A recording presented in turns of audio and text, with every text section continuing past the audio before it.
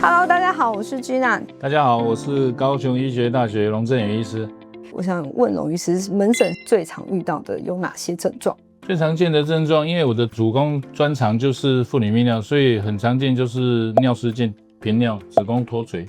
这些问题，还有子宫肌瘤，这是主要3大的一个症状。那我想问，这些是不是一定是当妈妈们以后才会有的问题，还是说女性朋友到一个年纪其实都会面临这些问题？其实除了生产停经以外，第3常见就是常常提重、负重动作的这些工作，所以不是说一定要生2个、3个，有的甚至生1个，它也容易下垂。那我有听说，就是子宫脱垂其实是有分级别的。脱垂最常见的症状就是有异物感，好像有一个东西掉在阴道里面，就像这功能一样，他会觉得好像做一个东西在下面，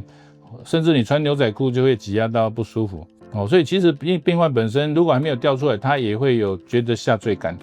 在轻中度，如果说没症状，大概是属于第1、2级，还没有掉出阴道口，然后我们通常没什么症状，所以都是比较观察、保守治疗。但是一旦跑出阴道口以外，我们属于第3级，就比较容易会有频尿啦、解不干净、漏尿的情况发生，这时候就需要就医。我们常常说，好像在家里面自己有一些什么凯格尔运动啊，还是自己做一些夹球的运动，好像就可以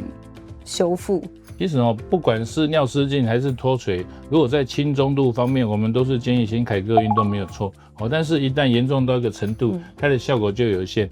那如果是尿失禁，也是限于轻中度如果连走路都在漏的话，像这种可能凯格尔运动它的效果会改善，但是可能没办法完全治愈。很有趣的我们发现就是说，当你第1胎生完之后，产后马上尿失禁的话，半年内通常会自己恢复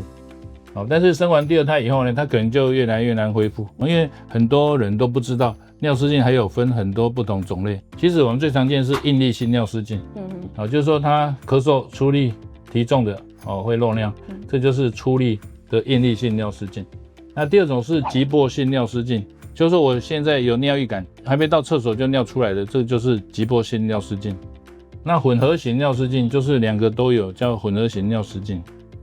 如果是急迫性尿失禁就比较简单，都是药物抗胆碱的一个药物为主如果是应力性尿失禁，还是凯格尔运动保守治疗或是电刺激或是磁波仪或是阴道雷射，现在夯的雷射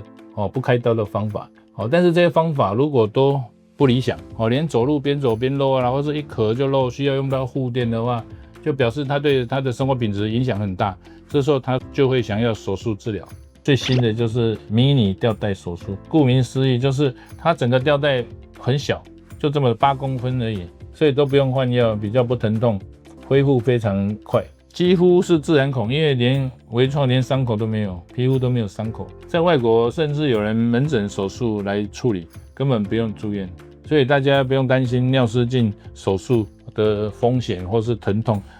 但是我要提醒一点，就是说你在开完刀的过程，有些人为什么说2、3年就没效，也要注意自己的这个体重。如果体重增加很快在3年后多了20公斤、30公斤，那你的负压增加也容易失败。我身边有很多的案例，我是不知道是不是因为就是体重比较大、负压比较大，所以容易引起这样。对，没有错。所以那如果他减肥成功、减重成功，是不是比较容易让他的这个问题缓解？的确，如果你体重没减轻10公斤，就会改善尿失禁的程度；如果减到20，就更明显。所以说有绝对的关系。所以东西是有建议女性大概多久要做一次定期的健康检查吗？我建议是每年做抹片的时候顺便做超音波啦内诊的时候就看得到有没有脱垂，有没有松弛，有没有尿失禁，有没有发炎所以大概妇科的疾病，你可以藉由每年1次的一个子宫抹片检查，然后合并超音波内诊就可以达到目的。